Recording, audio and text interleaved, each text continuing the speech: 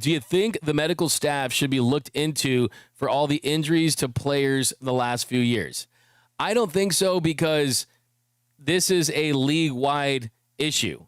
This is not something that's exclusive to the Dodgers, but what is more exclusive to the Dodgers is because of the fact that they do have a lot of money and resources to pay some of the best starters and relievers in the game, and the fact that they acquire starters and relievers that throw the hardest, that have the highest spin, that are the nastiest.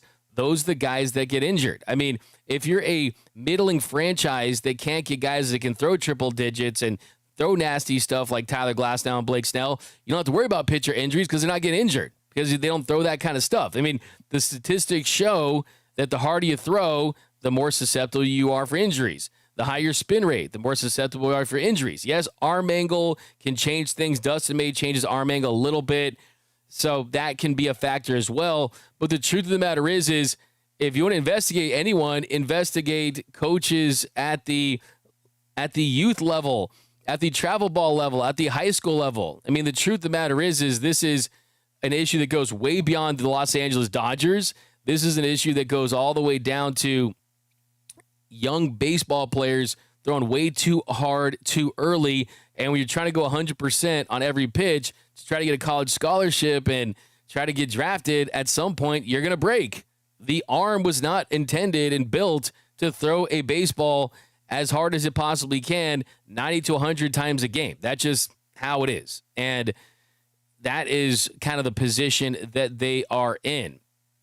And Mark Prior's talked about it. Mark Prior's has talked about it a good amount, and the Dodgers, kind of where they're at, they are in a position where, hey, it's about trying to field the best rotation, the best bullpen, and because of that, that leads to injuries. Andrew Friedman said it's like a game of whack-a-mole, and things keep popping up, and we're doing the best we can to hit them down and keep our guys in a good spot to win as many games as we can. It's a good opportunity for some guys, and hopefully we'll get some reinforcements back. He also said the definition of enough depth, I think, is a fool's errand. I don't know what enough depth means. I think more is always better with pitching depth. And then Mark Prior said, you got to bring your A game to almost every single batter now. There's probably some unquantifiable stress there that we are not, as an industry, just haven't quite grasped yet. I've been around for, I hate to say it now, 23, 24 years. Unfortunately, injuries are still in the game at a prevalent high level. I wish it wasn't, but it's an unfortunate side of the game. So that's just how it is. I mean, the Dodgers get the best pitchers, and the best pitchers, the ones that get injured. I mean, in simplest terms. I mean, think about this. If you want reliability in a car, go buy a Toyota Camry. Go get a Honda Accord, right? Those will drive 100,000, 200,000 miles. Change the oil, you're good. But if you drive an F1 car, that thing needs a lot of maintenance. That thing can go 200 plus miles per hour and bend corners, can also crash out, right? So the more complicated and high performing the car is, the more maintenance it requires and the more susceptible it can be to breaking down if you don't treat it right.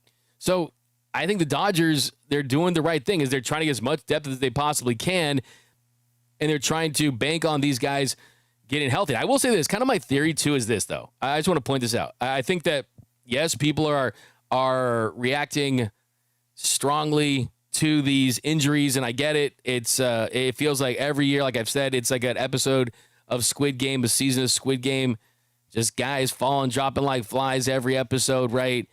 But the truth is, I think that they're just being so overly cautious this year because of what happened last year, that all they're trying to do is get their best pitchers to October to be able to give them 4 or 5, possibly, who knows, 6 starts, right? And what made me believe this more so than ever is the fact that Blake Snell has been throwing, dealing with a shoulder injury and the inflammation. He goes to see Dr. Neil Elitrach, the best in the game, the Dodgers team doctor, worldwide leader in his craft, in his profession. And the very next day, Blake Snell was picking up a baseball and throwing again. That tells you that they're being so cautious. It's not like, oh, let's see Dr. Neil Elitrach, here's what he has to say, and then you're going to shut down for a couple weeks, then start throwing. No, you start throwing right away. So, I mean, guys like Ohtani, Snell, Glasnow, Roki, I mean, if the postseason was tomorrow, could they be available? I think that is a good chance at least half of those guys would. So I think that it's just absolutely about getting through this dog day stretch. I mean, they had Paxton last year that was all about just eating innings throughout the season. Noah Syndergaard, they got a couple years ago. Just eat the innings, man. Let's try to get to the postseason with their best guys. And then we'll play the AAA game. We'll play the DFA game. We'll play the scrap heap game. We'll use the young pitchers to come up and eat innings. But we want our A1 guys ready when it's time to play and win a championship. So I think that's kind of where they're at with that. Now, would you prefer McMahon over Muncy or Arenado at this point? Good question. I think I'm hoping that Max Muncy turns things around and he gets back to the player that we've seen throughout most of his career, which has been a guy that spent 20% above league average. You can get 30-plus home runs from him, 100 RBIs, acceptable defense at times. Unfortunately for Max Muncy, 92% below league average. Has been better over the last couple of weeks. So I think that if you're wanting him to trend in the right direction, he is certainly doing just that. But still, I mean, I think for me, if 3 home runs hitting 205 and we're almost at June. So I think, too, that you also look at the defense for Muncy. Hasn't been great, hasn't been stellar. The defense for Muncy, you're looking at a 2 outs above average percentile. I mean, he's in the second percentile in outs above average with a -5. There are some things that are encouraging. An 81st percentile hard hit percentage, has taken his walks, strikeouts are up.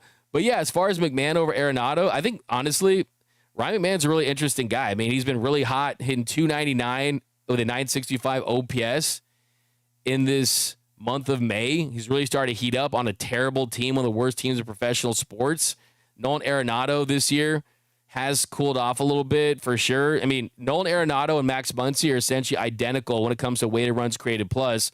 Muncy's at 92 and Arenado is at 93. He has 5 home runs. Muncy has 3. So McMahon's the younger player.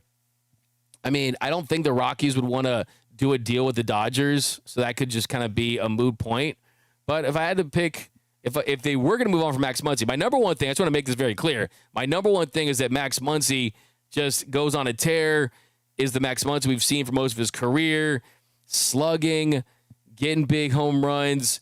He got the sac fly walk-off the other day, so hopefully that kind of turns things around from a little bit as well. But if I had to pick between Arenado and McMahon, if you're asking me that question, I would probably go with McMahon at this point. I mean, I think that McMahon's defense is really good. He's younger, some potential there to kind of be better. I think with Arenado, still 3 years, $74 million on his contract heading into the season, with the Rockies being on the hook for $5 million in the final installment of the $51 million that they agreed to pay when they traded him. So, yeah, I mean, you're looking at an Arenado that probably is around 62, 64 million for what he would be owed. Who knows if the Cardinals would pay down some of that for prospects for another team? That's also a possibility. So, yeah, I mean, I'm not opposed to Arenado if they wanted to make a position change. But I think McMahon right now is better. And like I said, I want to see Max Muncy be Max Muncy. And he's starting to get there. So I think that right now, if I had to guess, I would say Max Muncy is going to be their third baseman for the season, unless there's a significant drop-off or an injury and they think that they can upgrade that position. I think that they made it very clear with the decision on Chris Taylor and Austin Barnes that it's all about putting together the best roster that they can possibly put together. But, yeah, let's hope that he can really get right at the plate. That's kind of the number one thing I'm looking for. If the Pirates, for some reason, traded Skeens, what could you realistically see the Dodgers giving up? So, I mean, it's just tough to put a valuation on Skeens. Having contacted some insiders with the Pirates, most of them believe that there is a 0% chance they even consider trading him because of how valuable a draw he is. I would trade him possibly if I was them, because he could get injured, and if you're not going to pay him, then what's the point? If you're not going to put a team around him, what's the point? But look, you're talking about gutting your farm system. I mean, Dalton Rushing gone, Jose De Paula gone, Zaire Hope gone, Jackson Ferris gone. I mean, top prospects. I mean, if they want Andy Pajes, Hassan Kim, gone. You would have to absolutely take off the Rolex, throw it in the middle of the table, take the wife's earrings, throw it in the middle of the table, the lien on the mortgage. I mean, you would have to give up everything for a Paul Skeens. And if the Pirates truly made it known that they were willing to shop him, it would be a massive bidding war that we have never seen. I mean, it would be one of the biggest bidding wars ever. And yes, he's a high risk starting pitcher, which makes it difficult for teams to want to give those assets, but he's so good that you would definitely be willing to do that. I mean, we're talking about a guy who's pre-arbitration for the next couple of years. I mean, this is someone that is extremely young, and he's not going to be a free agent for a long, long time.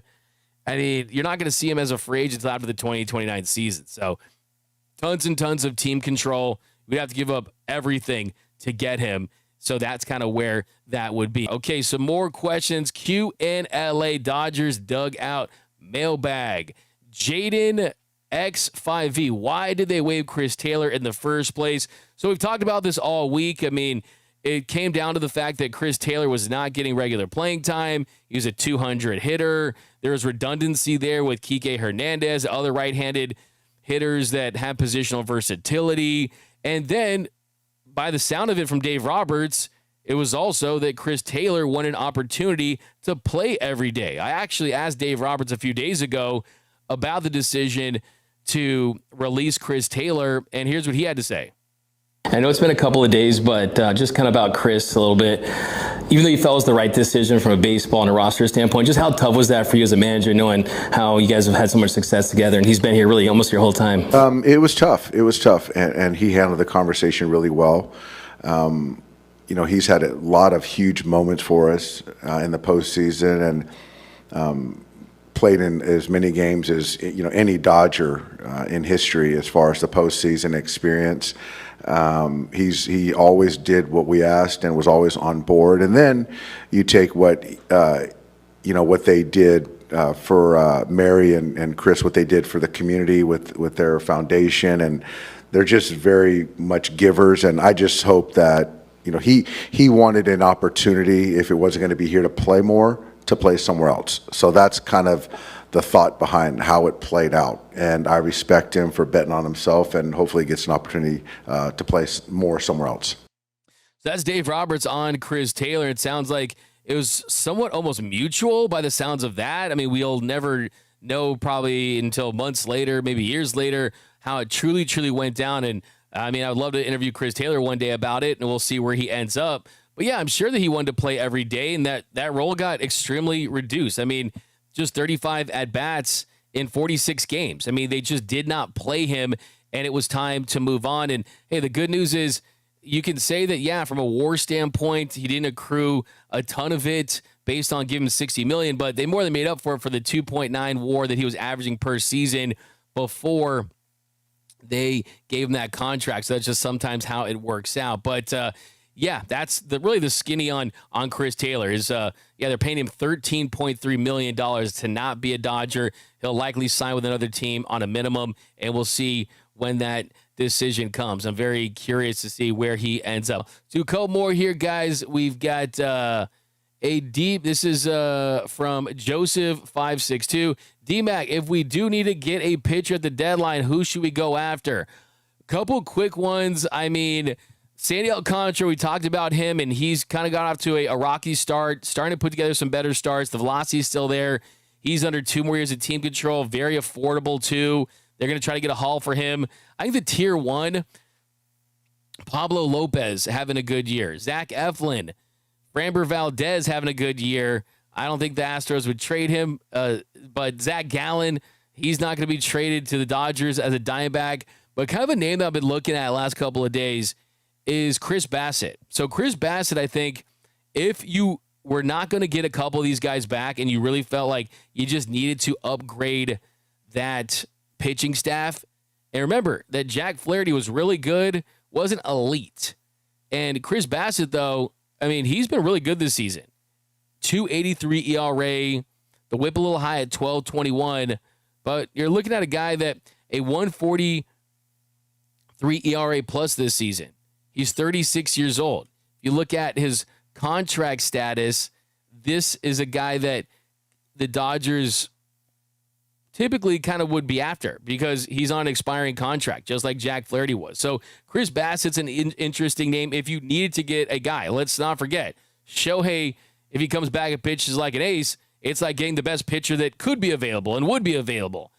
But Bassett is a name that I just want to kind of plant there. If they need to go out there and make a move, that could be someone early on that could be interesting just because he doesn't impact your future rotation. Because in 2026, if guys get healthy, you have a pretty packed rotation. Of course, that's a problem that we always wish the Dodgers would have.